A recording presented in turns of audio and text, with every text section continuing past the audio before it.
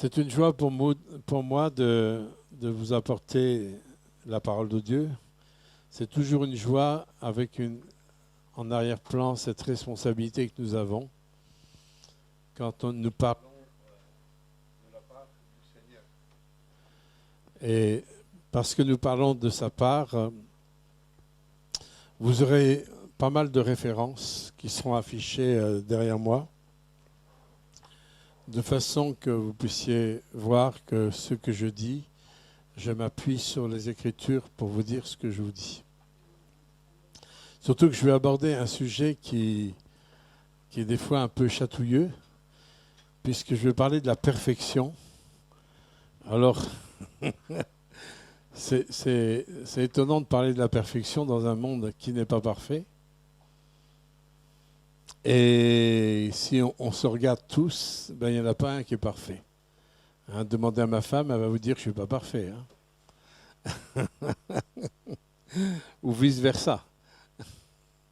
Est-ce qu'il y a quelqu'un qui est parfait ici là? Peut-être le sergent-chef, non?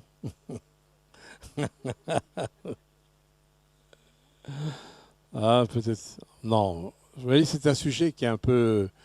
qui est pas facile parce que nous sommes vraiment dans un monde imparfait et nous sommes conscients tous dans la profondeur de notre être que nous sommes imparfaits. Et pourtant, la parole de Dieu nous parle de tendre vers la perfection. Et le titre de mon message, c'est « Tendons à la perfection ». Et pour cela, je vais vous lire un passage dans Hébreux, chapitre 6. Et avant, je vais prier. Chapitre 6, verset 1. Nous te remercions, Seigneur, pour ta parole qui nous bouscule, ta parole qui nous éduque, qui nous forme, Seigneur, qui nous purifie et qui nous conduit. Seigneur, tu nous as envoyé ta parole. Et tu nous as dit, Seigneur, que cette parole nous guérit. Seigneur, que cette parole nous corrige, cette parole nous libère, cette parole nous éduque, cette parole nous mûrit, cette parole nous emmène dans tes objectifs et dans tes plans. Et je te prie que ta parole, Seigneur, encore ce matin, soit annoncée et reçue, Seigneur, comme une parole de vie, Seigneur, afin que nous grandissions tous ensemble, Seigneur, vers cette perfection dont tu parles dans ta parole. Dans le nom de Jésus-Christ de Nazareth. Amen. Au chapitre 6, verset 1, il est dit « C'est pourquoi, laissant les premiers éléments de la doctrine de Christ, virgule, tendons à la perfection. Tendons à la perfection, ne posant pas de nouveau le fondement de la repentance des œuvres mortes de la foi, en Dieu, de la doctrine des baptêmes, de l'imposition des mains, de la résurrection des morts et du jugement éternel. » Est-ce que vous avez la même version? Ouais, de la foi Voilà. Ce passage, on va s'arrêter là pour une première lecture. Ce passage nous met en face d'une évidence que le Seigneur nous demande de tendre vers la perfection. Dans la parole de Dieu, là, il est question de tendre. Tendre, ça signifie se porter vers une cible, aller vers la cible. Et Dieu nous demande vraiment de nous diriger vers la cible. Et ce qui est intéressant, c'est que le mot perfection, c'est téléiot, qui signifie toucher la cible. Le mot perfection signifie toucher la cible. Et lorsque nous savons qu'en hébreu, par exemple, le mot péché signifie manquer la cible. L'étymologie du mot péché signifie manquer la cible. Et Dieu, quelque part, essaye de remettre les pendules à l'heure pour que vraiment nous puissions réaliser qu'il y a des cibles divines dans lesquelles le Seigneur veut nous amener. Et quand il nous dit de tendre vers la perfection, nous sommes tous un petit peu ébranlés parce que justement, nous ne sommes pas parfaits. Nous savons que nous ne sommes pas parfaits. Nous savons qu'il y a des imperfections en nous, Mais le Seigneur veut, lui, justement, il veut nous parfaire. Et il nous dit dans un premier temps, il n'est pas question de revenir ou de mettre de côté les doctrines, hein, mais on ne va pas revenir sur des choses qui sont élémentaires.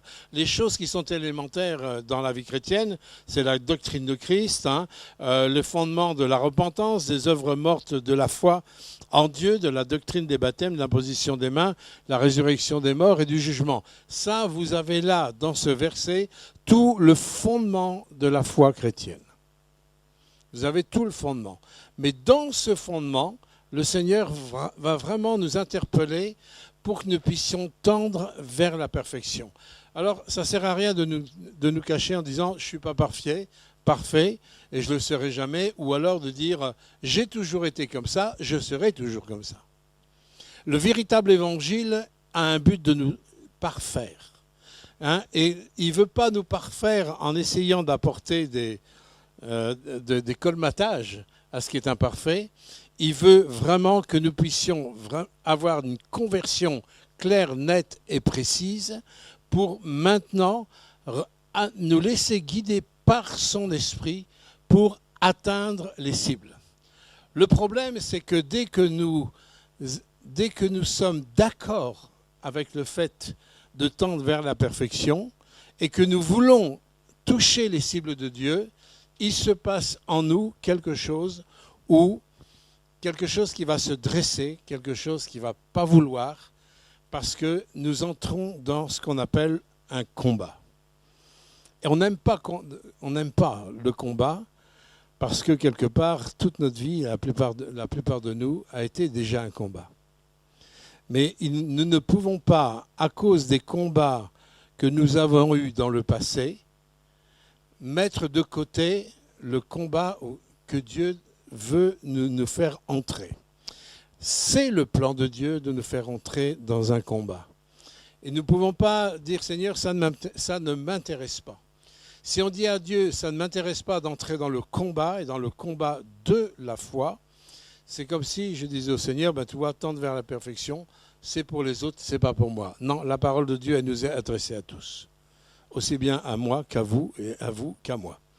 Ça nous est adressé en plein fouet. Si Dieu nous dit ça, c'est qu'il y a une raison.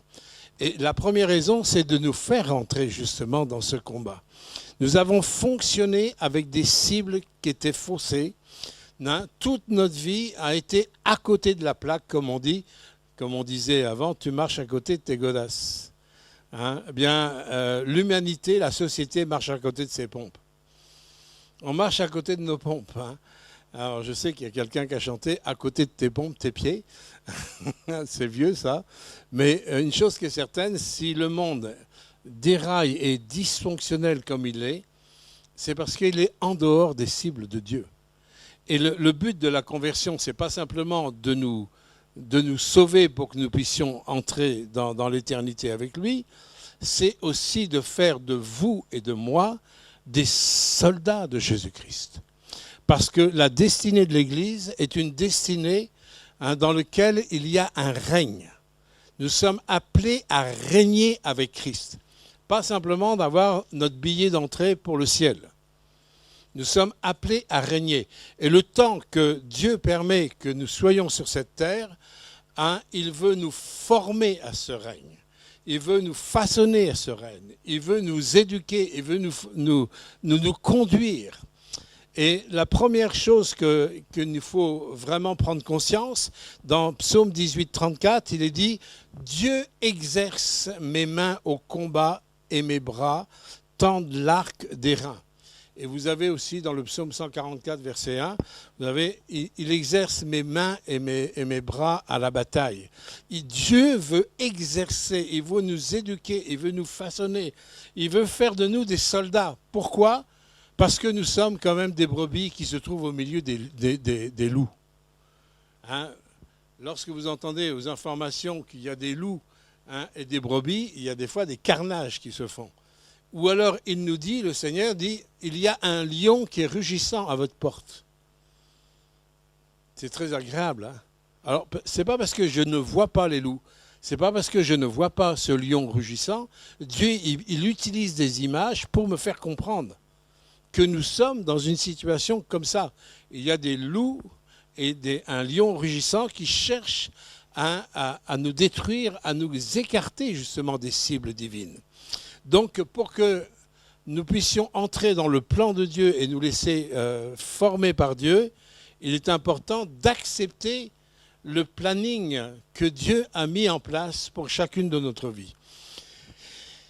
La Bible nous dit aussi dans Apocalypse 16, 14 qu'il y aura un jour le combat de Dieu Tout-Puissant, le grand combat, le grand jour de l'Éternel.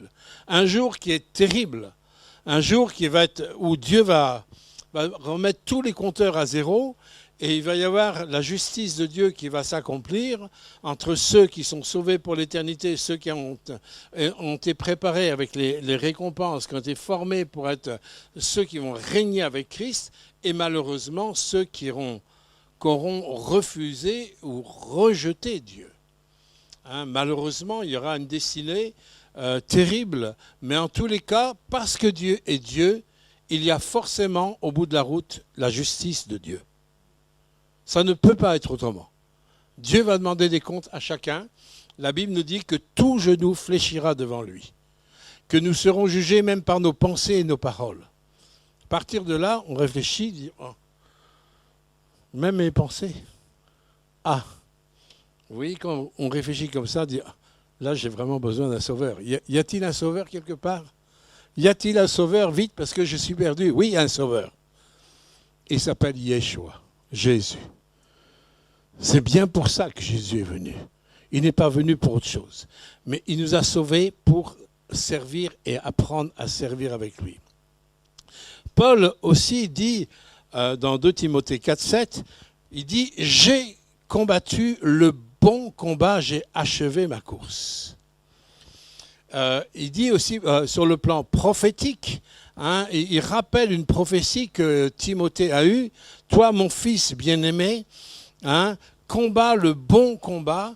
Combat le bon combat. » S'il parle de bon combat, c'est qu'il y a des mauvais combats.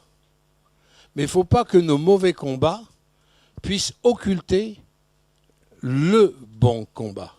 Parce que c'est dans le bon combat que Dieu veut nous amener. Il ne veut pas que nous puissions rester sur les combats négatifs, des combats inutiles, où nous avons dû essayer de survivre, essayer d'exister comme on a pu, essayer d'être aimé comme on a pu, etc., etc. Mais on voit le résultat, le cœur des hommes est un cœur qui est vide et c'est pour ça qu'il essaye de le remplir par toutes sortes de choses. Mais le Seigneur veut vraiment nous dire, et même comme il a dit à Timothée prophétiquement, combat le bon combat. C'est une pensée de Dieu, c'est une direction de Dieu. Ce n'est pas que pour Timothée, ça a été pour tous les apôtres, tous les disciples. Il y a un bon combat que nous devons mener. Nous ne pouvons pas être des disciples de Christ si je ne réalise pas qu'il y a un bon combat à mener. Que je le veuille ou non, il y a un bon combat à mener. Le Seigneur dit aussi à des prophètes de l'Ancien Testament, des prophètes qui ont été comme pas des mauvais prophètes.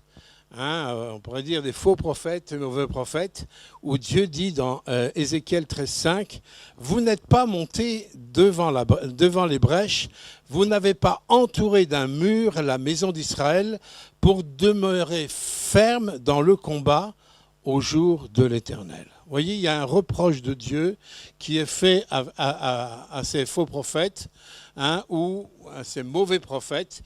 Ils ne sont pas restés sur la brèche.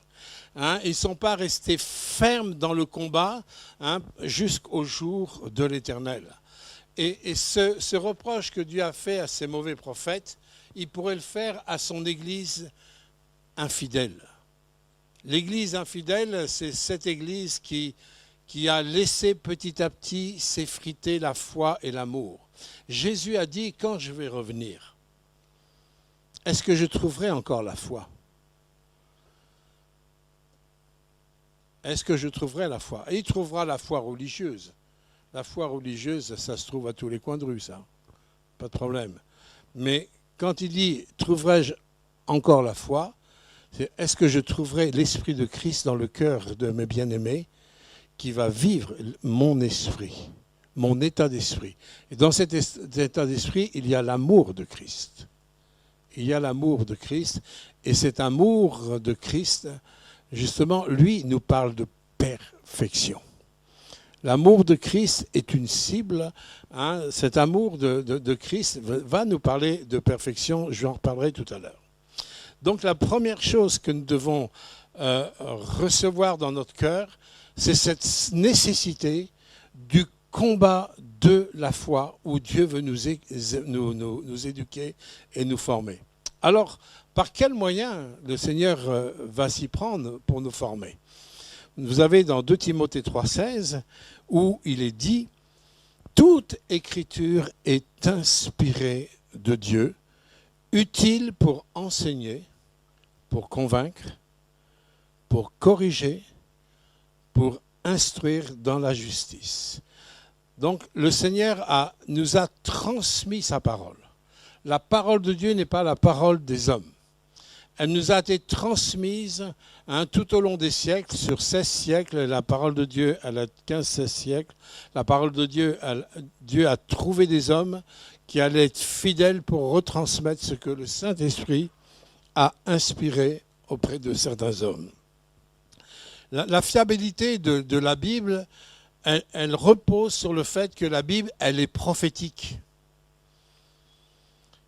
Quel est l'être humain qui serait capable d'écrire un livre avec des prophéties qui recouvrent sur des milliers d'années et que les choses s'accomplissent à la lettre? Personne. Il n'y en a qu'un. Quand les gens disent « oui, mais la Bible, c'est les hommes qui l'ont écrite ». Mais ce n'est pas les hommes qui l'ont inspirée. Bien sûr, il a fallu des hommes pour écrire. Et il a fallu en plus les copistes juifs qui parfois ont consacré leur vie entière. Leur vie entière. Vous savez, on n'a qu'une vie. On n'a qu'une vie. Mais il y a des hommes qui ont consacré toute leur vie à copier fidèlement les Écritures jusqu'au temps de l'imprimerie. Est-ce qu'on réalise ça? Est-ce que vous pensez que si la Bible ne valait pas le coup d'être copiée, ils auraient passé toute leur vie pour la copier? Bon, alors, il faut être vraiment maso, quoi.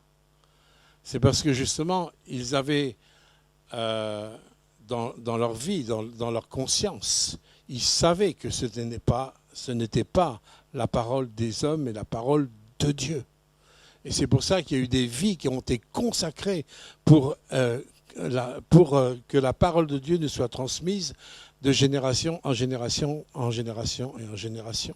Aujourd'hui, c'est même plus discutable.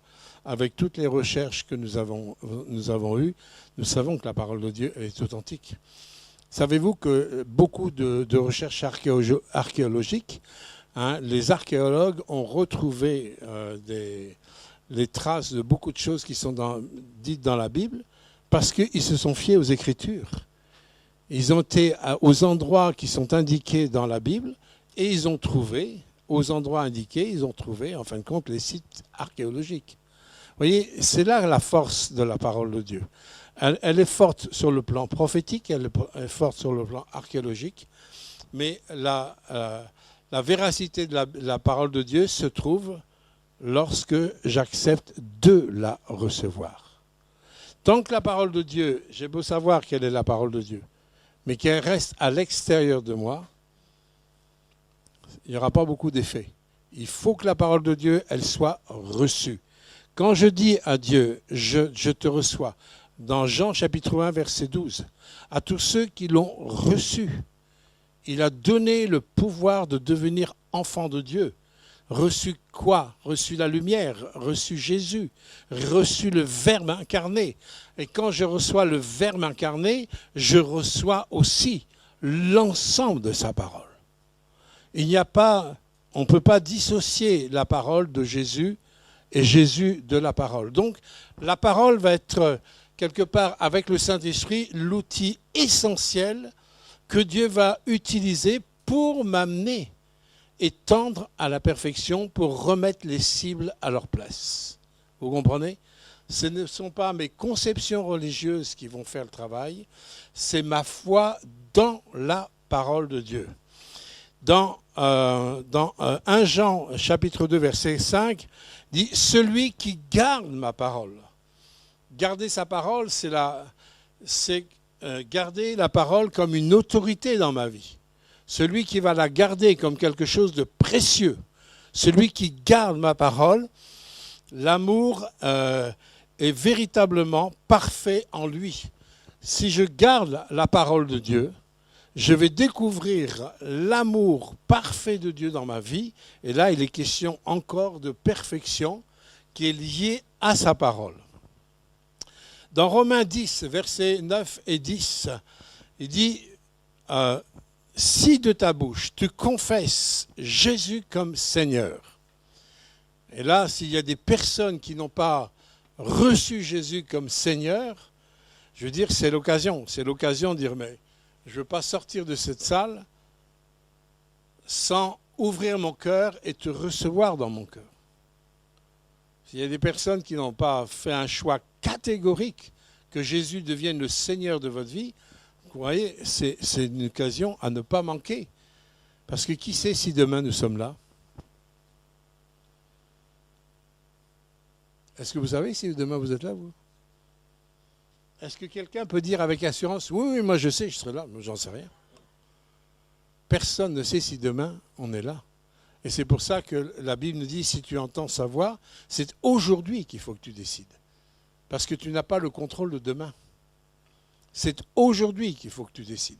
C'est aujourd'hui que tu as besoin d'ouvrir ton cœur. C'est aujourd'hui que tu as besoin de reconnaître que Jésus est ton Sauveur et ton Seigneur. Et aujourd'hui, ce n'est pas demain. Tu ne sais pas si demain va encore t'appartenir. Ce n'est pas que je souhaite à personne de partir. Mais en vérité, nous ne pouvons pas avoir cette prétention parce que nous ne savons pas. Il n'y en a qu'un qui sait. Il n'y en a qu'un qui sait. Donc le Seigneur dit, si tu confesses de ta bouche Jésus comme Seigneur, si tu crois dans ton cœur que Dieu l'a ressuscité des morts, la Bible, elle est claire. Tu seras sauvé. Mais écoutez la suite. Et la suite, elle est très importante pour tendre vers la perfection. La suite, elle est très importante pour le combat de la foi.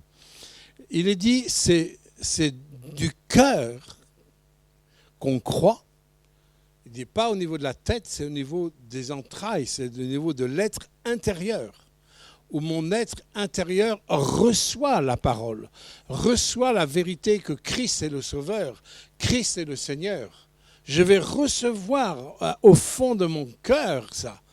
Et il dit, si tu crois dans ton cœur que Dieu l'a ressuscité des morts, tu seras sauvé, car c'est en croyant du cœur qu'on parvient à la justice, et dit, c'est de la bouche qu'on confesse pour parvenir au salut. Parvenir au salut, c'est d'entrer dans les cibles divines. Parvenir au salut, c'est de concevoir que Dieu a un plan établi pour chacune de notre vie. Parvenir au salut, c'est de vivre les dimensions du royaume de Dieu. Et c'est pour ça que dans plusieurs textes où Dieu dit, oui, si telle ou telle personne, par exemple, se vautre dans le péché, vit par la chair, ils n'entreront pas dans le royaume de Dieu. C'est-à-dire, il ne parviendra pas à la dimension du salut. Donc, il y a un parcours, et ce parcours, il doit se faire sur la base de deux choses. Croire du cœur, confesser de la bouche. Et bien souvent, on a un problème avec la confession de la bouche. Et je remercie le Seigneur de ce qu'il a inspiré Bernadette ce matin, que dans la parole prophétique, il dit « confessez de votre bouche ». Il dit en fin de compte des choses qui conforment à sa parole. Heureusement, sinon, je dirais maintenant vous vous taisez. Je ne veux pas de prophétie qui soit contraire à la parole. La prophétie, elle doit confirmer les Écritures. Et les Écritures doivent confirmer aussi. Comprenez ça. Il y a une unité entre la prophétie et la parole de Dieu. Et là, dans la prophétie, il dit « confessez ». Confessez de votre bouche. C'est ce que Dieu nous a rappelé encore ce matin. Et nous avons un problème. c'est là que le combat va commencer à jouer, parce que nous sommes en accord bien souvent avec des vérités de la parole. On est d'accord avec les vérités de la parole. Qu'on est une créature merveilleuse, on est d'accord dans la tête. Hein, qu'on est une créature merveilleuse, on est d'accord. Hein, on est d'accord que Dieu nous a sauvés, qu'on est ses enfants, on est d'accord que Dieu nous aime, on est d'accord avec tout ça. Mais quand il faut le proclamer, le dire, et que vous vous trouvez dans des situations qui sont difficiles, c'est là que c'est difficile. Alors que c'est là que Dieu veut nous amener dans le combat, parce que vous avez l'autorité d'un fils. Le fils du président, président, non, il n'a pas de fils, M. Macron. Ah ouais, j'ai oublié, moi je suis encore à la vieille école. Hein. Il a des beaux-fils, ouais. Bon, les beaux enfants du président, par exemple, qui arrivent à l'Élysée, il est clair que la garde républicaine connaissent les beaux enfants du président. Et ils vont rentrer dans l'Élysée comme ils veulent. Simplement parce que c'est ses enfants, enfin, ses enfants d'adoption, mais c'est ses enfants. Pour nous aussi, nous sommes des enfants d'adoption par Dieu. Mais nous sommes ses enfants. Et vous savez que l'adoption est plus forte que les enfants naturels. Parce que dans l'adoption, il y a un choix. Dans les enfants naturels, pas toujours. Nous avons été choisis. C'est-à-dire qu'il nous a choisis parce qu'il nous aime. Et il nous aime pour qu'on soit ses enfants. Et c'est pour ça que dans Jean 1,12, il a donné ce pouvoir. C'est un pouvoir de devenir ses enfants. Mais bien que nous sachions ça, combien il est difficile parfois de le confesser quand il y a beaucoup d'éléments autour de nous qui essayent de nous faire dire le contraire. Alors c'est facile d'entrer dans, on pense, le combat spirituel, quand tout va bien, on est prêt à confesser tout, il n'y a aucun problème. Ça, c'est... Mais justement, le but de tendre vers la perfection, c'est quand il y a des embûches, quand dans votre âme, dans vos sens, il y a des choses qui contredisent les réalités de la parole de Dieu, c'est là que tu vas confesser quoi ?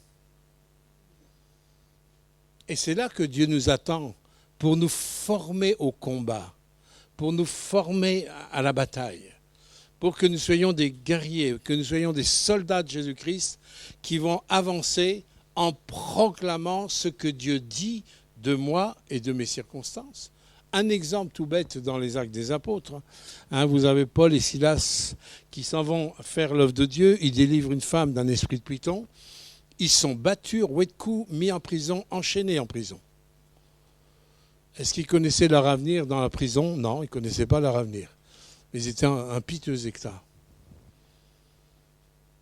Quand Paul dit « j'ai combattu le bon combat », en prison, dans cet état-là, qu'est-ce qu'il faisait avec Silas ? Il louait l'Éternel. Il mettait en pratique ce que je suis en train de vous dire. Il savait qui il servait. C'est-à-dire que, vous savez, recevoir Jésus-Christ comme Sauveur et Seigneur, quand je proclame que je reçois Jésus comme Seigneur, ça veut dire qu'il est Seigneur de toutes les circonstances. Il n'y a aucune circonstance dans laquelle il n'est pas Seigneur. Alors que tu ne comprennes pas pourquoi il n'intervient pas d'une manière ou d'une autre, sous offrant d'une autre, ça c'est une chose que tu ne comprends pas. Mais que tu remettes en doute sa seigneurie sur ta situation, ça c'est un problème. Nous avons besoin de grandir, de mûrir dans la foi. Et tendre vers la perfection, j'ai besoin d'accepter les défis qui sont devant moi. Et chaque embûche, chaque montagne sera un défi de choix pour voir dans quelle direction je vais aller. Je vais croire quoi et qui. De ma bouche, je vais proclamer, je vais confesser de ma bouche. Vous savez, quand nous avons eu les difficultés, là, quand les musulmans voulaient nous reprendre le terrain pour faire le dispensaire au Sénégal, j'en ai parlé souvent, on était devant des choix. Parce que la réalité, c'est qu'on voulait nous prendre le terrain, nous voler ce que Dieu nous a demandé, On était devant une réalité concrète. C'était du tangible. Hein. On voulait nous prendre ce que Dieu nous a donné. Et là, il a fallu qu'on demande au Seigneur qu'il nous parle, qu'il nous fasse voir. Et quand il nous a fait voir, on a proclamé, on a parlé et on a agi. On est rentré dans la dimension de confesser de notre bouche ce que nous croyons dans notre cœur. Évidemment, si tu ne crois rien dans ton cœur, c'est un problème. Mais qu'est-ce que tu crois dans ton cœur et que tu n'as pas confessé? Tu veux grandir, tu veux mûrir, ok. Mais tu ne peux pas grandir et mûrir sans passer par les chemins que Dieu a mis en place. Si tu veux grandir dans la dimension du royaume, tu n'as pas d'autre chemin que de proclamer avec ta bouche, avec conviction, ce que tu crois dans ton cœur. Même si, et je dirais surtout quand les circonstances sont complètement à l'inverse. Paul et Silas qui louaient le Seigneur dans leur prison, je veux dire, ils n'avaient pas leur bon de sortie. Ils ne louaient pas Dieu parce qu'ils savaient qu'ils allaient sortir. Ils n'en savaient rien s'ils allaient sortir ou pas. Ils auraient pu très bien mourir dans cette prison-là. Ils ne savaient rien de ce que Dieu allait faire. Mais ils savaient une chose, c'est que leur vie était dans le creux de la main de Dieu. Et ça leur était suffisant pour le louer. Allô? Ça parle à quelqu'un, ça? Ils savaient une chose. Paul dit, je sais en qui j'ai cru.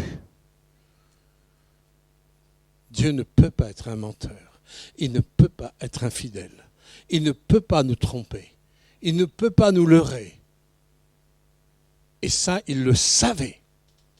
Et c'est pour ça que dans une situation vraiment catastrophique dans laquelle ils étaient, dans un cul-de-sac total, ils louaient leur Seigneur.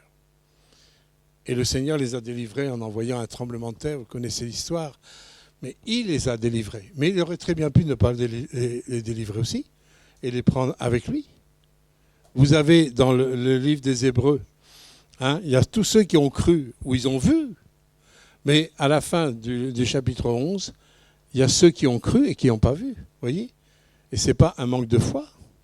Mais de toute façon, ils ont une meilleure résurrection. Il y a quelque chose de meilleur pour eux. Quand je sais que ma main est dans la sienne. Et croyez-moi, dans les temps qui viennent là, nous allons avoir besoin d'exercer notre foi sur les choses pratiques.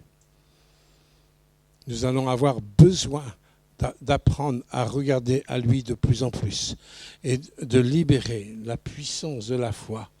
Devant les temps qui viennent, nous allons avoir besoin d'une foi qui soit tangible. Et s'il n'y a pas de confession, il n'y a pas d'acte de foi. Dans la confession, dans la proclamation de ce que je crois, c'est une foi active. Parce qu'on entre dans un vrai combat, là. Alors, en nous, vous savez, vous avez tous pris des douches, ici. Mais vous savez qu'en Afrique, quand vous prenez une douche, dans certains endroits, pas dans tous, il y a parfois la douche où il n'y a qu'une arrivée d'eau, c'est l'eau froide. Il n'y a pas d'arrivée d'eau chaude. Alors, il faut espérer que l'eau qui a chauffé un petit peu au soleil dans le conteneur qui sert de château d'eau, il faut espérer qu'elle ait chauffé un petit peu dans la journée. Mais il n'y a pas de robinet d'eau chaude. Enfin, au sud du Sénégal, c'est comme ça. D'ailleurs, même à la deuxième mission, c'est comme ça. Il y a qu'un. Donc, vous n'avez pas le choix. Vous êtes obligé de tourner. Bon, vous n'avez pas le choix. Par contre, nous, là, chez nous, chez chacun d'entre nous, on a des mélangeurs ou des mitigeurs. Vous avez un robinet, mais par contre, vous avez le choix, l'eau chaude et l'eau froide. Ben, quelque part, c'est un petit peu notre vie. Quand nous ne sommes pas convertis, on n'a pas le choix, on n'a que le robinet d'eau froide. D'accord ? On n'a pas le choix.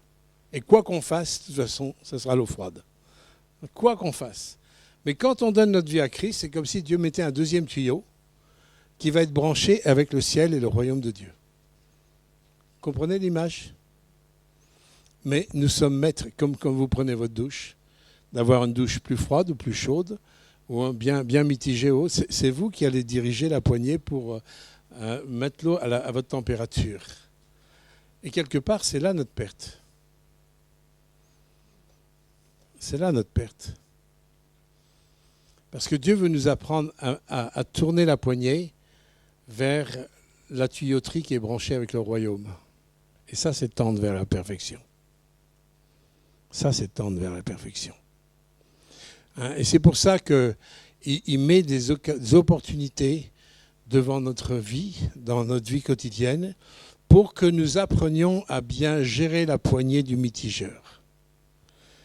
Vers les choses de la chair ou vers les choses de l'esprit. Et en fonction, plus vous allez vous entretenir avec les choses du royaume, plus la poignée elle va tourner vers les choses de l'esprit. Et c'est là que nous allons marcher de progrès en progrès, de victoire en victoire et de gloire en gloire. Et c'est là qu'à la fin, Dieu dira, viens mon fils, ma fille, viens dans ma présence. Viens, maintenant tu as tout surmonté. Aujourd'hui, tu as tout surmonté. Maintenant, tu vas pouvoir régner avec moi. Viens t'asseoir sur mon trône. Voilà ce que dira Jésus. Si vous en doutez, relisez Apocalypse chapitre 3 et vous verrez. Et relisez les 7 lettres de l'Apocalypse. Ceux qui ont tout surmonté régneront. Pas les autres. Alors, peut-être vous dites, moi, je n'ai pas envie de régner. Ben, c'est terrible de ne pas vouloir les cibles de Dieu. C'est-à-dire qu'on n'est pas en accord avec ce que Dieu nous dit, tendons vers la perfection. La perfection, c'est qu'on règne avec lui. L'aboutissement, le bout de la route, c'est qu'on puisse régner avec lui. Alors bien sûr, il y a un cheminement, il y a des temps, il y a des étapes où Dieu nous éduque comme nous, on peut éduquer nos enfants. Je pense à ces petits bouts de choux là. On ne va pas leur demander des obligations d'une personne de 30 ou 40 ou 50 ans. Elle a son étape en tant qu'enfant et les choses que leurs parents lui demandent, c'est des choses qui sont en rapport avec son âge et son évolution. Et avec nous, c'est la même chose. Dieu ne va pas demander à un tout jeune converti les mêmes exigences à quelqu'un qui a plus de bouteilles. Comprenez ça? Dieu a été très exigeant avec Moïse, par exemple. Très exigeant. Quand simplement, il fait une petite erreur lorsqu'il a frappé le rocher au lieu de parler au rocher. Alors, nous on dit, bon, c'est pas grave. C'est pas grave. Ouais, mais il n'a pas pu rentrer dans le pays promis. Simplement parce qu'il a frappé et il n'a pas parlé. La première fois, il devait frapper, la deuxième fois, il devait parler. Mais la première fois, c'était Christ qui a été frappé pour nos péchés. Et la deuxième fois, c'était la parole était suffisante parce qu'il est ressuscité. Prophétiquement, c'était très important pour Dieu. Vous voyez, nous avons des appréciations que nous ne comprenons pas parce que c'est une dimension du royaume. Et il y a des choses que Dieu va exiger avec certains et pas exiger avec d'autres. Parce qu'il y a des étapes. Il y a des étapes de maturité, d'éducation, de formation, d'émondage, de purification, etc., etc. Mais il y a une chose qui est certaine, c'est que Dieu veut nous amener sur ce chemin. Parce qu'il veut que nous puissions vraiment régner avec lui. Dans 1 Jean, chapitre 3, verset 9, il est dit « Quiconque est né de Dieu », donc il est parlé de naissance, ne pratique pas le péché. Intéressant ça. Quiconque est né, parce que vous avez pu remarquer que la bagarre qu'on a tous, c'est avec le péché, non? Non? Vous n'avez jamais bagarré contre le péché, vous? On a une bagarre. Le péché, il est à tous les coins de rue. Et quand j'emploie le mot péché, je veux dire le fait de manquer les cibles. On peut manquer des cibles tout au long de notre vie. Et ça, c'est le péché. Même sans faire des choses apparemment graves. Mais si on n'est pas dans les cibles divines, on est à côté de sa volonté. Vous comprenez? Sans parler de choses graves, tomber dans l'orgueil, l'adultère, le vol, le mensonge, sans parler de tout ça. Mais simplement de faire ma volonté, c'est suffisant pour être dans le péché. Parce que quand je fais ma volonté, je ne fais pas la sienne. Et je suis à côté des cibles divines. Tendre vers la perfection, c'est un renouvellement permanent de désirer, de vouloir être là où il veut, quand il veut, sous les formes qu'il veut. Et quand on en arrive là, oui, Dieu nous amène dans une dimension de perfection pour atteindre et toucher les cibles, comme le mot même signifie, toucher les cibles. Alors, quiconque est né de Dieu ne pratique pas le péché, parce que la semence de Dieu est en lui. Il ne peut pécher parce qu'il est né de Dieu. Je reviens à l'image de mes robinets. Vous avez une tuyauterie, parce qu'on comprend mieux des fois avec des images pratiques. Vous avez une tuyauterie qui est branchée directement avec le ciel. Et vous en avez une autre qui est branchée avec la terre, l'eau chaude et l'eau froide. Mais quand Dieu dit, mais si tu es né de Dieu, être né de Dieu, c'est quoi? C'est de reconnaître que j'ai besoin d'un sauveur. C'est de reconnaître que je suis perdu sans Jésus, sans Yeshua HaMashiach, le sauveur, celui qui est venu, le Messie. Je suis perdu. Je suis perdu. J'ai besoin de mon sauveur. Commencer à naître de Dieu, c'est commencer à reconnaître son péché, à le confesser et le donner à Dieu et le recevoir, mon sauveur, sa grâce, sa miséricorde, etc., son pardon. Et là, quelque chose se fait dans notre cœur. Donc, quand cette chose se fait dans le cœur, vous recevez, et c'est la Bible qui le dit, vous recevez cette semence de Dieu. L'apôtre Pierre le dit autrement, il dit, vous avez reçu une semence qui est incorruptible. C'est cette semence qui est incorruptible qui ne pêche pas. C'est cette semence qui est incorruptible qui est, en fin de compte, l'ADN de Jésus. C'est pour ça que Dieu nous demande tout le temps de ne pas nous soumettre à la chair, de désobéir à la chair pour obéir à l'esprit. Quand j'obéis à sa parole, quand j'obéis à l'esprit, oui, je mets en œuvre ce qu'il y a en moi. Je vous ai dit au début du message que nous avons du mal avec le mot perfection parce qu'on se sent tellement imparfait.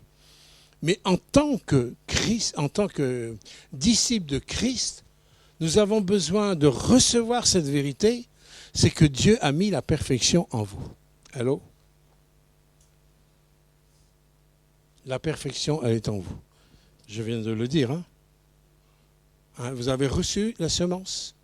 Cette semence, elle est la perfection de Christ. Il faut simplement la laisser pousser. Il faut simplement être en accord avec cette semence. Il faut simplement entretenir cette semence. Mais c'est pour ça qu'il dit « Quiconque est né de Dieu ne pratique pas le péché ». Dans d'autres traductions, dit « L'homme nouveau ne pêche pas ». Il ne peut pas pécher. Si vous mettez le robinet qui est branché au royaume, ce qui vient du royaume ne peut pas pécher. Vous comprenez ça? C'est pour ça qu'on a besoin de se soumettre à ça. Parce que la victoire du péché, elle est là, dans ma dimension de foi. Par contre, si j'essaye de mélanger les deux, ça ne peut pas marcher. De la même manière, tu ne pourras jamais mélanger l'huile et l'eau. Tu ne pourras jamais... Alors, mon image, elle reste... elle n'est pas complète, parce qu'avec l'eau, on peut mélanger les deux. L'eau chaude et l'eau froide. Mais avec Dieu, c'est soit les choses du royaume de Dieu, soit des choses du royaume terrestre. C'est soit l'un, soit l'autre. Il ne peut pas y avoir entre deux. Je vous donnerai une référence tout à l'heure. Donc, il y a des combats que j'ai besoin de mener. Donc, Dieu va m'emmener sur ce terrain de combat parce que nous avons tous des problèmes avec nous-mêmes. On n'a pas de problème. Non, on n'a que des problèmes avec les autres, non. Si c'est pas toi, c'est donc ton frère. Non. Toujours les autres. Non, on a des problèmes avec nous-mêmes. Parce que nous ne sommes pas encore on n'a pas vu ce chemin de perfection encore. Nous avons cette perfection qui est en nous, mais cette perfection, elle a besoin d'être libérée. Si Dieu nous dit de tendre vers la perfection, j'ai besoin de libérer cette perfection et d'arrêter de me voir comme quelqu'un qui est tordu, qui est pécheur. On sait tout ça, mais je suis identifié à la croix dans la mort de Christ. Galates 2:20. Si je vis, ce n'est plus moi qui vis, c'est Christ qui vit en moi. J'ai été crucifié avec Christ. Ce qui vient de la terre, ce qui vient du péché, ce qui vient de la vieille nature, a été crucifié. C'est une confession de foi, une proclamation de foi face à ton péché, face à ce qui t'attire vers le bas, les choses qui nous attirent vers le bas. Lève-toi, parce que tu as des choses en toi qui vont te tirer vers le haut. C'est un choix. Quel robinet que tu vas utiliser? Celui terrestre ou celui céleste? Quel robinet tu vas utiliser? C'est l'acte de foi, ton obéissance de foi qui va te permettre de voir que Dieu est tellement précieux pour lui. Le jour où tu l'as accepté dans ta vie, il a mis la semence de la perfection en toi. L'homme nouveau ne pêche pas. Parce que ça vient d'en haut. C'est pas pour rien que Paul, je reviens sur ce texte de Romains chapitre 9, en croyant du cœur qu'on parvient à le juger, c'est en confessant de la bouche qu'on parvient au salut. Et la confession de la bouche, elle est importante surtout quand votre nature essaye de défendre ses droits. Oui, on veut défendre nos droits. On veut défendre, en fin de compte, tout ce qui est au fond de nous-mêmes, même si c'est au détriment de la vie spirituelle, mais on va défendre nos droits. Je veux, je pense, etc., etc. Mais si Dieu m'ouvre mes yeux sur ce que je suis, j'accepte, je le confesse et dire, Seigneur, ok, je suis comme ça, mais combien je te rends gloire de ce que ça, c'est ma vie passée. Si l'ennemi essaye de m'accuser sur ma vieille nature, mais ma vieille nature, elle est crucifiée ou pas crucifiée? Lorsque vous vous êtes engagé dans les eaux du baptême, est-ce que vous n'êtes pas engagé dans sa mort ou pas dans sa mort? Pourquoi Dieu nous a demandé de prendre la Sainte Seine régulièrement? Autant de fois qu'on peut, il faut prendre la Sainte. Pourquoi? Pour que jamais nous oublions que nous sommes morts en Christ. C'est-à-dire qu'il y a un robinet qui doit rester fermé. C'est celui terrestre. Je suis mort en Christ. Et maintenant, je fais partie de tout un corps qui est en mouvement, dont la tête, c'est Yeshua, c'est Jésus. Vous comprenez? C'est pour ça que jamais Dieu veut qu'on oublie ce qu'il a fait pour que je sois crucifié avec lui, mais ma bouche a besoin de le proclamer. Au lieu de te désespérer, de te laisser accuser, qui te fera jamais avancer d'un pas dans ta vie spirituelle, en te soumettant à l'accusation au niveau de tes échecs ou autres, au lieu de te laisser accuser, accabler et tirer vers le bas, confesse, proclame ce que tu crois. Je suis branché avec une autre tuyauterie directe qui vient du ciel. Toute bonne chose vient d'en haut. La volonté du Père est toujours bonne et parfaite. Confesse-le, dis-le. Je suis vainqueur et plus que vainqueur en Jésus-Christ. Confesse-le, dis-le avec ta bouche. Et le matin, le dimanche matin, lorsque vous venez pour louer Dieu, confessez votre reconnaissance. Proclamez votre reconnaissance. Et pas timidement, à haute voix, avec assurance, avec certitude. Parce qu'il en est ainsi. Plus vous allez libérer ce que vous croyez dans votre cœur, et vous allez rentrer dans le vrai combat de la foi, plus vous allez voir que vous allez marcher de victoire en victoire, de progrès en progrès. Pourquoi je peux vous le dire? Parce que c'est marqué. On va parvenir au salut. Si tu confesses de ta bouche, tu vas parvenir, tu vas entrer dans la dimension de ton salut. L'Église a beaucoup trop vécu comme des mendiants, comme si, quelques miettes, Seigneur, c'est suffisant. Ben non, c'est pas suffisant. C'est pas suffisant. Dieu t'a promis la plénitude. Il t'a promis une vie abondante. Jean 10, Le voleur ne vient que pour dérober, égorger et détruire. Mais moi, Jésus, je suis venu afin que mes brebis, vous êtes une brebis du Seigneur, elles soient dans l'abondance. Pas simplement l'abondance au niveau du carnet de chèques, ce n'est pas de cette abondance-là qu'il est question, mais c'est l'abondance de la qualité de sa vie qui vient du royaume. Abondant de la vie du royaume, abondant de ce qui vient d'en haut. Confessez-le devant vos sens qui vous disent le contraire. La foi ne repose pas sur vos sens, sur vos émotions, sur le visuel. La foi repose sur ce qu'il dit. Nous allons en avoir tellement besoin dans les temps qui viennent, croyez-moi, pour ceux qui ont vécu, entendu hier soir le live de Portes Ouvertes, hein, ceux qui ont écouté ça, quand j'ai écouté la foi, l'engagement de ces chrétiens qui perdent parfois leur vie et qui proclament, qui continuent, qui ne baissent pas les bras. Les circonstances ne les arrêtent pas. Les difficultés ne les arrêtent pas. J'ai dit, waouh, Seigneur. Waouh.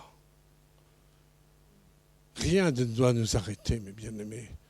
Je sais qu'en Afrique, ils m'appellent le bulldozer. Alors, ça déplaît, ça. Ça déplaît, mais heureusement, il faut des bulldozers. Il faut des pitbulls qui s'accrochent à la parole. Envers et contre tout, où tout est dit à l'envers. Les gens vont vous harceler avec des paroles négatives, avec des paroles d'incrédulité, de doute, en disant que c'est à cause de ton orgueil, c'est à cause t'es trop mystique, t'es trop ceci, ou t'es pas assez ceci, t'es pas... N'écoutez pas ça, mes bien-aimés. Écoutez ce que l'Esprit met dans votre cœur. Écoutez ce que le Saint-Esprit met dans votre cœur et dites ce que Dieu vous demande de dire. Proclamez haut. Et ça sera toujours conforme à la parole. Et ça construira la perfection de Dieu. Ça remettra des cibles à leur place. Ça va recadrer des choses qui ont besoin d'être recadrées. Vous allez découvrir Dieu comme jamais vous l'avez découvert. Parce que vous entrez dans une autre dimension, des dimensions du Saint-Esprit. Regardez ce que Dieu dit dans Colossiens 3,10. Ayant revêtu l'homme nouveau, on en reprend. Je pourrais dire, ayant été branché avec la tuyauterie du haut. On pourrait dire ça comme ça. C'est une autre version. Mais bon, vous ne trouverez pas dans vos versions. Mais ayant revêtu l'homme nouveau, qui se renouvelle en vue d'une exacte connaissance selon l'image de celui qui l'a créé. Dans une autre traduction, c'est qui se renouvelle en vue d'une plus grande connaissance. Voilà, Dieu, il va lier, si j'ai revêtu Christ, il va me permettre de vivre des renouvellements par la connaissance. Et cette connaissance va m'ouvrir les yeux sur qui il est, selon l'image de celui qui l'a créé.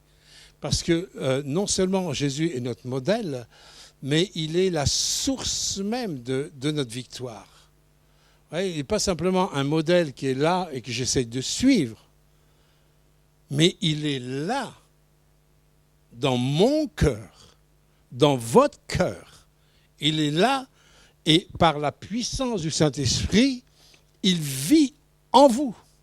C'est tout à fait différent que d'avoir un modèle qui est là et que je vais essayer de le suivre. Il est tellement parfait, mais je vais m'épuiser à essayer de le suivre et j'y arriverai jamais, bien sûr. Et je vais tellement m'épuiser que je vais ensuite juger, critiquer tous ceux qui ne rentrent pas dans les mêmes efforts. Mais Dieu, il n'est pas là, il est là à l'intérieur. Vous voyez, c'est différent. Il est en vous. Et il a besoin d'être libéré par la puissance de votre foi qui se matérialise par la confession de votre bouche. Ne gardez pas votre bouche fermée quand il s'agit de proclamer la vérité. Quelles que soient les accusations de l'ennemi, quel que soit le regard négatif sur vous, parce que vous avez X échecs face au péché. Non, tu es une nouvelle créature ou pas. Revêt-toi de cet homme nouveau. Parce que l'homme nouveau ne pêche pas. L'homme nouveau triomphe. L'homme nouveau va t'emmener dans les choses nouvelles. Ce n'est pas l'homme ancien qui va t'emmener dans les choses nouvelles, c'est l'homme nouveau. Donc tu as besoin de te revêtir. Je me revais de cet homme nouveau par la foi, parce que je crois la puissance de sa parole. Et parce que je la crois, je la libère, je la proclame, je la confesse. Et je ne veux pas écouter les choses qui contredisent la parole de Dieu. C'est un combat, c'est le combat de la foi. C'est ce combat à laquelle Dieu veut nous exercer. Les autres combats, tous les combats négatifs ont été des combats inutiles que de destruction. Mais en tant que disciples, nous n'avons qu'un seul combat à mener, c'est le combat de la foi. Aujourd'hui, beaucoup périssent au niveau de la foi. Beaucoup de chrétiens ont une foi qui repose sur les émotions, sur les sentiments. Mais jamais Dieu fera reposer la foi sur ça. Il n'y a rien de plus instable que les émotions. Mais la parole est un roc. Quelles que soient les tempêtes, le roc ne bougera pas. La parole ne bougera pas. Donc ne confessez pas vos émotions, mais confessez la parole sur vos émotions. Je vais redire. Ne confessez pas vos émotions, mais confessez la parole sur vos émotions. Alors que c'est tellement important, ça. C'est tellement important. Ne confessez pas vos émotions, mais confessez la parole sur vos émotions. Ah, on va y arriver, hein. On va y arriver. Je sais que c'est difficile à se tenir concentré, mais c'est tellement important parce que c'est là que vos émotions vont être régénérées. Vous allez vivre une régénération de vos émotions. Il y a tellement dans les émotions de douleur. Il y a de la haine, il y a de la colère, il y a des ressentiments, il y a des rancœurs, il y a tellement de choses, une telle pagaille dans les émotions. Mais quand vous allez commencer à libérer la parole de Dieu là-dessus, vous allez voir le nettoyage que ça va faire. Vous allez voir la puissance de la vie de Dieu. Et c'est là qu'on est de mieux en mieux, tellement plus léger. Parce que les colères, les haines, les rancœurs, etc., tout ça, on va pouvoir lâcher tout ça. Et c'est là que vous avez quelque chose à apporter au monde. Ce peuple qui est là, qui attend. Là, on a quelque chose à apporter. Celui qui confessera parviendra au salut, ça veut dire vivra de son héritage. On pourrait le traduire comme ça, il vivra de son héritage. C'est pour cela que Dieu dit dans Proverbe 18, 20, du fruit de ta bouche, ça c'est Dieu qui dit ça, du fruit de ta bouche l'homme sera rassasié. Du fruit de ta bouche, l'homme sera rassasié. Du produit de ses lèvres, il se rassasiera. Et c'est là que Dieu dit, la mort et la vie sont au pouvoir de la langue. Vous savez, une fois j'étais en Mauritanie et j'habitais en face d'une mosquée. Et 5 fois par jour, vous avez la prière. Et vous avez le musulman qui est là en train de qui crie au micro avec les haut-parleurs, tout ça. Et 5 fois par jour, et ça commence à 5 heures du matin. Alors, que tu aies mis ton réveil à 5 heures ou pas, de toute façon, tu seras réveillé. Bon, il ne s'occupe pas.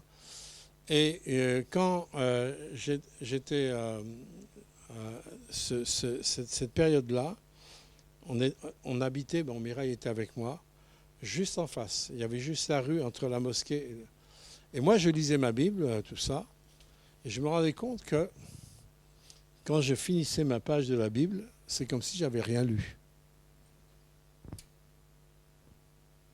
J'aurais été incapable de vous lire ce que je venais de lire, alors que je venais de le lire. Si vous m'avez dit, t'as lu quoi?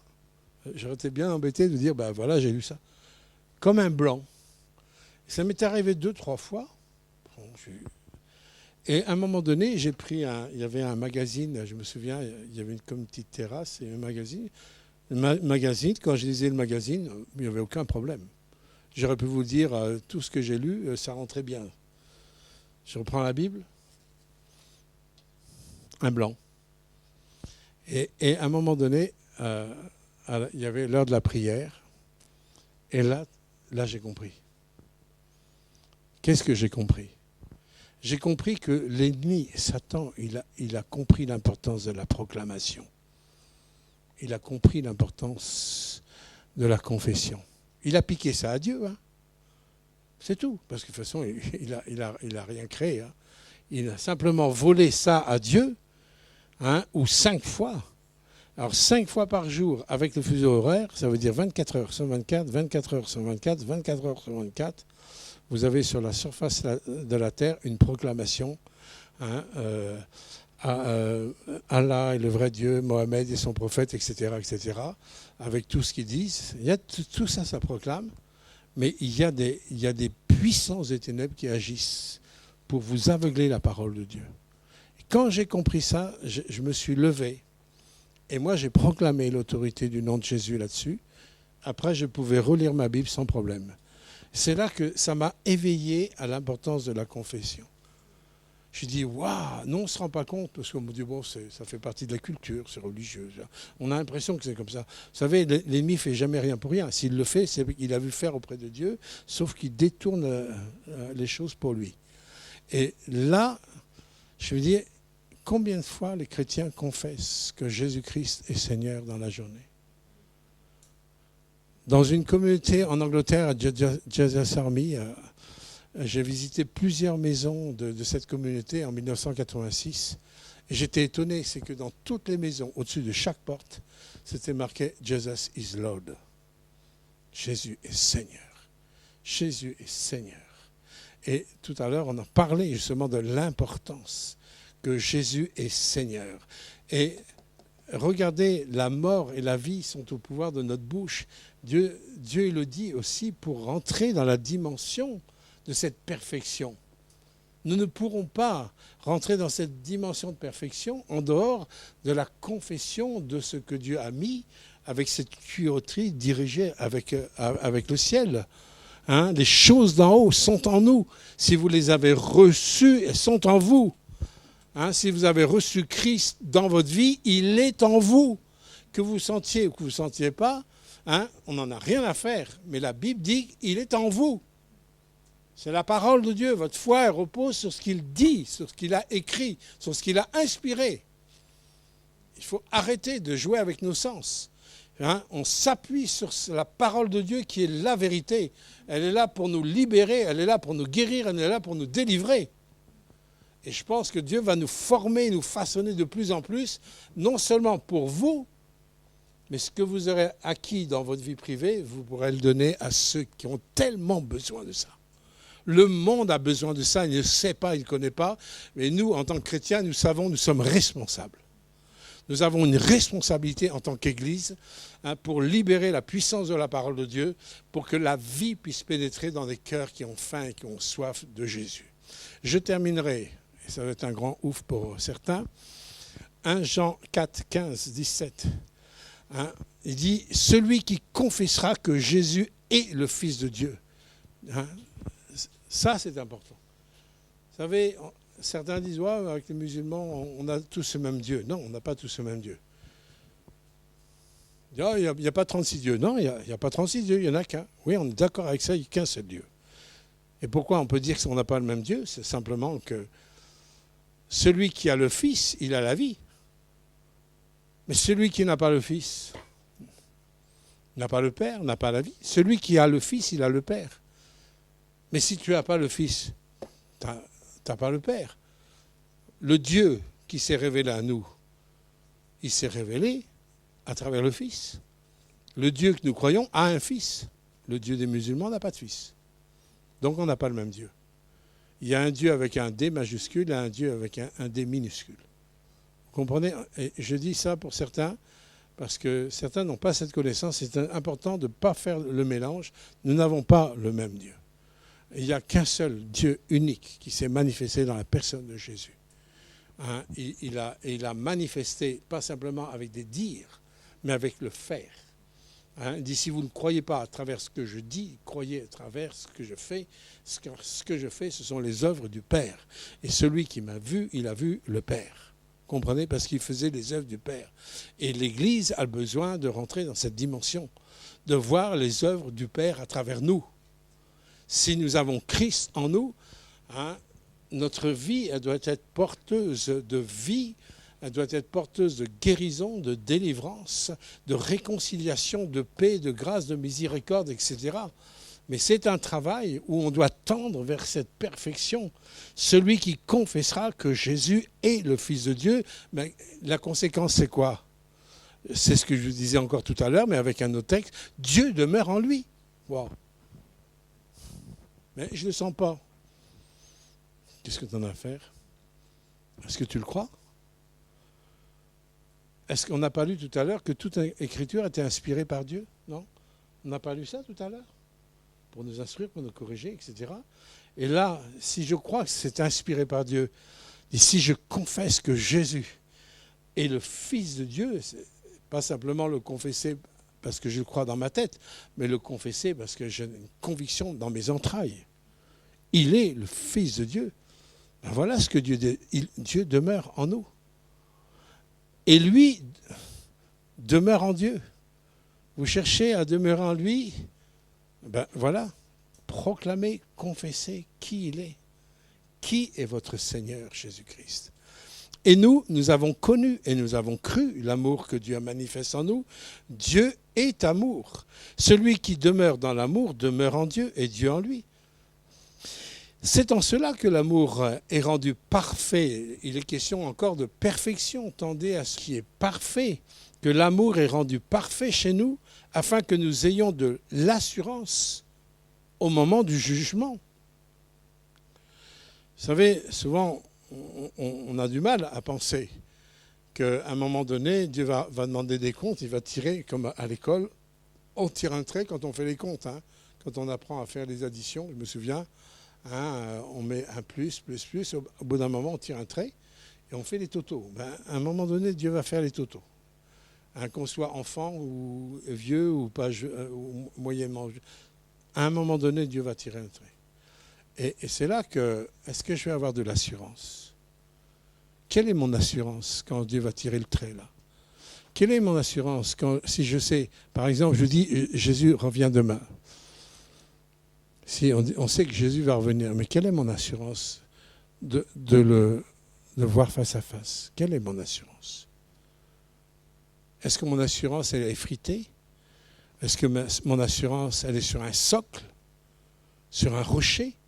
Ou alors, c'est un peu vague parce que ça repose sur l'émotionnel, ou c'est filtré à travers un regard humain. Je reviens au mitigeur. Quelle est mon assurance? Là, j'ai besoin d'assurance. Ce jour-là, là, j'ai besoin là, c'est l'assurance vie. Mais l'assurance vie, elle est dans le fait que je crois. Je crois qui est Jésus. Je crois à l'identité de Jésus. Je crois au pourquoi Jésus est venu et pourquoi il est reparti ressuscité. Tout ça, il n'y a pas une ombre d'un doute. Mais parce que je crois, j'ai reçu, il est clair. Quand je vais savoir qui va revenir, ça va être une joie, ça va être une plénitude de joie. Je ne vais pas avoir peur. C'est comme tout à l'heure. On va retrouver notre chien il nous aime et nous on l'aime. Vous allez voir la fête qu'il va nous faire tout à l'heure quand on va rentrer à la maison. Ben oui, il n'a pas peur de nous, parce qu'il y a un lien d'amour qui nous lie. Mais avec Dieu c'est pareil, je n'ai pas peur de lui. Si je suis lié par l'amour, je vais avoir peur de quoi? Ah oui, il y a eu des péchés dans ma vie. Ah oui, il y a eu des trucs pas beaux dans ma vie. Oui, mais est-ce qu'il n'a pas effacé tes transgressions? Il n'a pas effacé tes transgressions? Ben oui, il a effacé. C'est pas un sujet de joie? Ben oui, c'est un sujet de joie. Alors dis-le. Si c'est un sujet de joie, dis-le. Que tu es dans la joie de ce que tu es pardonné. Tu es dans la joie parce que tu as été délivré. Tu es dans la joie de ce que tu n'es plus dans l'incertitude. Tu es dans la joie parce que tu es un fils. Tu es un fils et une fille. Mais dis-le. Proclame-le. Alors? Non? Qu'est-ce qu'on est timide là, Oh. Et je terminerai, je termine mon verset là. Et c'est là que Dieu dit, et j'aime beaucoup ces versets parce que moi il m'a beaucoup aidé, quand il dit, mais tel il est, tel nous sommes dans ce monde. tel il est. Vous voyez, c'est là qu'il y a dans tendre vers la perfection, c'est de regarder, c'est se laisser attirer vers les cibles divines. Mais pour pouvoir se laisser attirer vers les cibles divines, il faut que je voie ce principe d'identification. Il s'est identifié sur la croix à mon péché. Il s'est identifié à ma condamnation. Et si je reçois ça par la foi, si je confesse aussi dans ma bouche ce qu'il a fait dans cette identification pour que je sois justifié, je suis aussi, et c'est ce qu'on fait le jour du baptême quand on relève les personnes de l'eau, je suis identifié à sa résurrection. Hein? Proclamez. Quand le diable vous accuse, non, moi je suis mort, je suis mort en Christ. Je suis mort. J'étais englouti. Et je me maintiens. Non, je ne veux pas me rechercher. Non, non. Moi, mes yeux maintenant sont sur lui. Et je l'admire. Je le regarde. Hein, je l'observe. Je l'écoute. Tel il est. Plus vous allez le regarder, plus vous allez le voir, plus vous allez lui ressembler. Et plus vous allez confesser ce que vous voyez de lui, hein, plus vous allez libérer la parole de vie à travers ce que vous voyez de lui, plus il va vous transformer. Voilà ce que Dieu veut nous dire à travers sa parole. Bien sûr, ce n'est pas exhaustif, mais Dieu veut que nous tendions vers la perfection.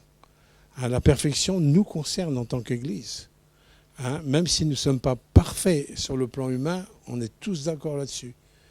Mais nous avons tous les moyens de vivre dans cette perfection. Hein, de progrès en progrès, de victoire en victoire. Et que le Seigneur nous aide tous afin que nous soyons cette Église qui s'embellisse de Jésus. Amen. Père éternel, je te remercie. Seigneur, c'est une exhortation que tu nous donnes, un enseignement, pour que nous puissions vivre vraiment des choses d'en haut. Nous ne voulons pas être comme à la douche, Seigneur, jouer entre l'eau chaude et l'eau froide. Nous voulons soit d'un côté ou soit de l'autre. Nous voulons être branchés vraiment aux choses du royaume, par le moyen de notre foi. Nous voulons te demander pardon, Seigneur, toutes les fois où nous croyons les choses dans notre tête. Mais dans le fond de notre cœur, face aux circonstances parfois difficiles, en fin de compte, nous nous rendons compte que nous avons du mal à croire. Parce que nous ne confessons pas ta parole. Donne-nous, Seigneur, à l'exemple de Paul et de tant d'autres, d'être conséquents dans ce que nous croyons. Que ce que nous avons reçu de toi, ce que nous avons reçu de la vérité, soit proclamé, libéré, avec force, avec autorité, avec assurance, afin que cette assurance, nous l'ayons au grand jour de ton retour. Dans le nom de Jésus, Amen. Amen.